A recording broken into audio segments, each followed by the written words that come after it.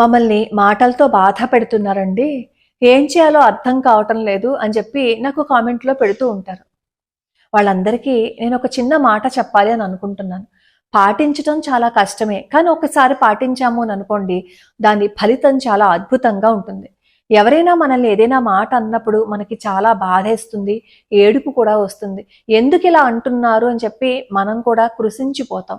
కానీ అలాంటి సమయంలోనే కాస్త ధైర్యం తెచ్చుకొని, మనం ఏం తప్పు చేయలేదు కదా, వాళ్ళని మనం ఏం అనలేదు కదా, కానీ అనవసరంగా వాళ్ళు అంటున్నారు అంటే వాళ్ళ కర్మని వాళ్ళు పోగేసుకుంటున్నారు అని చెప్పి మీరు ఒక్కసారి వదిలిపెట్టి చూడండి.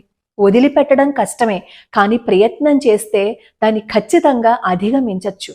అలా ఇంకొకరు మనల్ని తిట్టి మనల్ని బాధ పెడుతున్నారు అంటే వాళ్ళు వాళ్ళ కర్మని పోగేసుకుంటున్నారని అర్థం. వాళ్ళు వాళ్ళ కర్మని పోగేసుకుంటున్నారు కాబట్టి వాళ్ళని చూసి మనం జాలి పడాలి. ఇంకా అలాంటి వాళ్ళని చూసి అనవసరంగా నువ్వు కర్మ పోగేసుకుంటున్నావు అని చెప్పి జాలి పడితే, మనం వాళ్ళని తిట్టనందుకు ఒకటి పుణ్యం మన ఖాతాలో పడితే, మనల్ని బాధ పెట్టినందుకు కర్మ పోగేసుకున్నది వాళ్ళ ఖాతాలో పడిపోతుంది. కాబట్టి ప్రయత్నించి చూడండి.